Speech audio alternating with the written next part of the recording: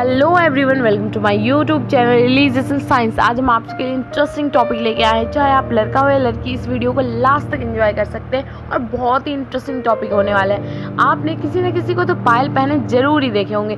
हो सकता है शायद आपने खुद भी पहना होगा, और यदि आप पहने होंगे तो आपको पता होगा कि पायल में घुंघरू लगे होते हैं। लेकिन क्या आपको पता है कि पायल में घुंघरू क्यों लगे होते हैं? क्या आपको पता है कि पायल पैरों में ही क्यों पहने जाते हैं? क्या आपको पता है कि पायल पहनने का शुरुआत कब, कैसे और किसने किया? इस सारी जानकारी आपको आज मिलने वाली है। चलते हैं टॉपिक पे। जैसे कि आप सबको पता ही है कि आज का टॉपिक है कि पायल पहनने का शुरुआत कैसे हुआ, कब पहना, किसने पहना और किस तरह पायल बना। तो ये सारी इन्फॉर्मेशन मिलेगी।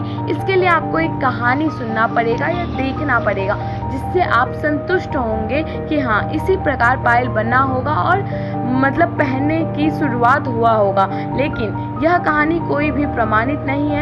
इसे ध्यान से सुने और आप अपने मन को संतुष्टि दें, क्योंकि यह बात बहुत पुरानी है।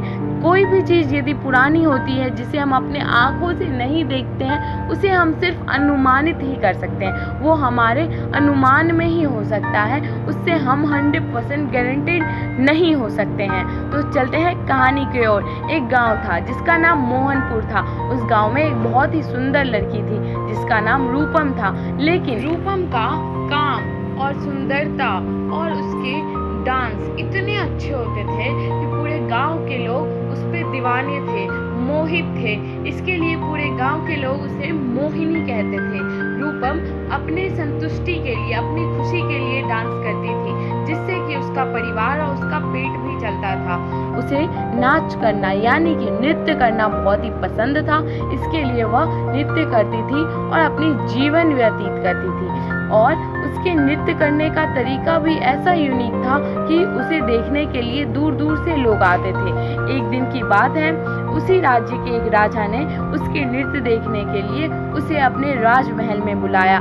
जब उसे अपने राजमहल में बुलाया तो वह नृत्य काफ़ी अच्छी रही, और वहाँ उस राजमहल में जो उपस्थित लोग थे उन्हें भी काफ़ी अच्छा लगा उनका नृत्य। इसके लिए उन्होंने, राजा ने चाहा कि क्यों ना इस नृत्य करने वाली को हम अपने पास रखें और इसी से कुछ पैसा कमाया जाए। क्योंकि जब कोई चीज़ से बहुत ही ज़्यादा संतुष्ट हो जाता है तो किसी न किसी तरह से उसको वो कुछ ना कुछ मदद करना चाहता है। जैसे कि जो लोग होते हैं उसे पैसे दिए जाते हैं, तो बहुत सारे राजमंत्री और लोग सब उस नृत्यकार को यानी कि मोहिनी को बहुत सारे पैसे देते थे। फिर राजा ने ऐसा ही काम ही शुरू कर लिया कि दूसरे राज्यों के लोगों को बुलाता था और मोहिनी का नृत्य दिखाकर ढेर सारा पैसा कमाता था। कुछ दिन बीतने लगा, फिर राजा ने अपनी राज्य को बढ़ाने के लिए यानी कि अपनी दुश्मनों से लड़ने के लिए भी मोहिनी का प्रयोग करने लगा, और मोहिनी के जरिए ही वो पूरे अगल बगल के राज्यों को हथिया लिया।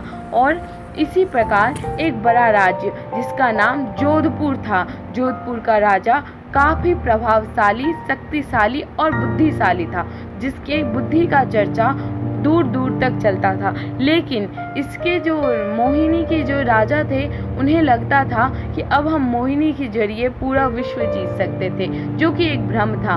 तो उन्होंने भी उसी प्रकार जोधपुर में ही मोहिनी को लेकर गया और वहाँ पे मोहिनी का डांस प्रोग्राम का प्रस्ताव रखा, जो कि जोधपुर के राजा को बहुत अच्छा लगा और उन्होंने स्वीकार कर लिया।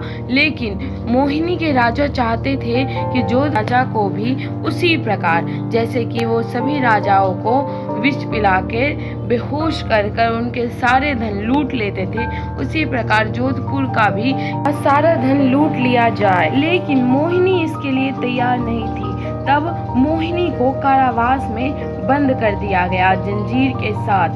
फिर जब जोधपुर के राजा का प्रस्ताव आया कि हाँ, हम मोहिनी का नृत्य देखने के लिए तैयार हैं, आप लोग जोधपुर आ जाइए, तब मोहिनी नृत्य करने के लिए तैयार ही नहीं थी। तब उनके मंत्री लोगों ने सोचा क्यों ना परिवार के जरिए मोहिनी से नृत्य करवाया जाए, क्योंकि मोहिनी को जब कहा जाएगा कि तुम यदि नाच नहीं करोगी यानी कि डांस नहीं करोगी तो तुम्हारे परिवार को मार दिया जाएगा, तब मोहिनी अवश्य नृत्य करेगी। लेकिन फिर भी मंत्री लोगों का डर था कि कहीं मोहिनी भाग ना जाए। इसके लिए उसके दोनों पैरों में जंजीर बांध दिया गया था, लेकिन जोधपुर के राजा को पता ना चले इसलिए उस जंजीर में घुंघरू लगा दिया गया था, जिससे कि नृत्य का एक अलग ही मजा आता था और नृत्य देखने और सुनने में काफी अच्छे लगते। राजमहल के लोग मोहित हो चुके थे मोहिनी के नृत्य पर और सभी सिर्फ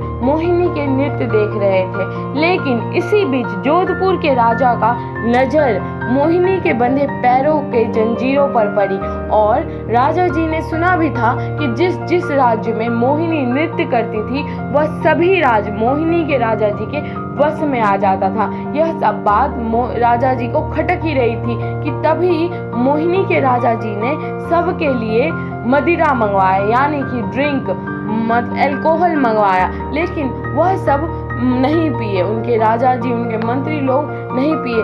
तब यह बात और खटक गई। तब जोधपुर के राजा जी ने अपने सदस्य को, अपने नौकर को बुलाकर उन्होंने कहा कि जाओ और एक ऐसा मदिरा लेके आओ जिसे पीकर इंसान तुरंत मर जाए। तो उन्होंने ऐसा मदिरा लेके आया और वह जोधपुर के राजा जी ने मोहिनी के राजा जी को प्रस्ताव के साथ उपस्थित किया और जबरदस्ती उन्हें पिलाने की अनुमति लिया। मोहिनी के राजा जी ने सोचा कि इस राजा को क्या पता चलेगा, यह तो नॉर्मल ड्रिंक होगा। उन्होंने पी लिया। तब तुरंत ही राजा जी का हालत एकदम खराब होने लगा और वह मरने के कगार पर आ पहुँचे। तब पूरे राजमंत्री, राजसभा सब परेशान हो गए थे। तब उनकी चाल के बारे में मोहिनी ने सबको बताया और उस राजा के फंदे से बची। लेकिन तभी पायल जो है पहनकर, जो उन्होंने घुंघरू लगे जंजीर पहनकर जब उन्होंने नृत्य किया तो वह नृत्य बहुत ही अच्छा लगा था। इसी के लिए जोधपुर के राजा जी ने ऐसा ही जंजीर, घुंघरू वाला जंजीर जिसमें कहीं बांधा ना गया हो, सिर्फ उनके पैरों में रहता हो, ऐसा जंजीर बनाया और मोहिनी को उपहार किया। उस दिन से मोहिनी जब भी नृत्य करती तो वह घुंघरू अवश्य पहनती। उसके बाद लोग नृत्य करने के लिए सिर्फ पहनने लगे, फिर नॉर्मल डेली वर्क में भी, घर में भी पहनने लगे और आजकल हर एक औरतें लगभग पहनते हैं। और यह सिर्फ देशों में ही नहीं बल्कि विदेशों में भी पहना जाता है। यदि वीडियो अच्छा लगा हो तो वीडियो को लाइक, कमेंट, शेयर, सब्सक्राइब करिए। Thank you for watching.